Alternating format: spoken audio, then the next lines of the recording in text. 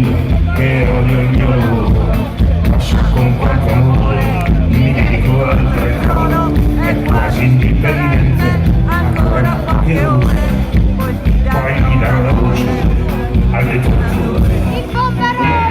Il mio Pinocchio fragile, parente artigianale, di oggetti costruiti su scala industriale, di me non farà un cavaliere del lavoro. Io sono una tarazza, sono marò. Scendere le scale, ci metto più attenzione, sarebbe imperdonabile, giustiziare sul colore, proprio nel giorno in cui la decisione è mia, sulla condanna a morte o l'amnistia. Le strade a tante facce non hanno un colore, quindi non terrorizza, si ammala di terrore, c'è chi aspetta la pioggia per non piangere da solo.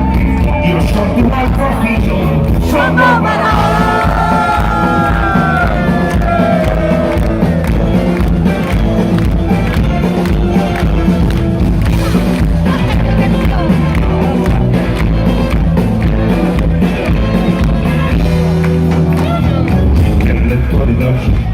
Idioti di domani, rinatevi il cervello che basta le mie mani, portati molto a cavallo nella rivoluzione, oggi li farò da me senza lezione, disparerò i nemici per voi così esterni, e dopo averli uccisi sarò fra i latitanti, ma finché li cerco io, i latitanti sono loro.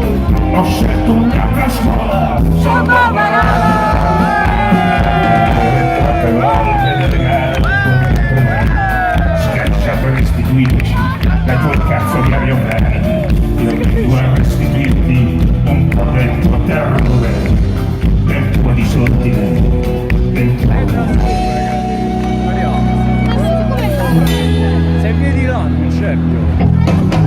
Stava fuori un trentenne di smerello, se non è tutto giusto, quasi niente sbagliato, cercando il nuovo idoneo adatto al suo territorio, insomma il posto degno di un buon barone.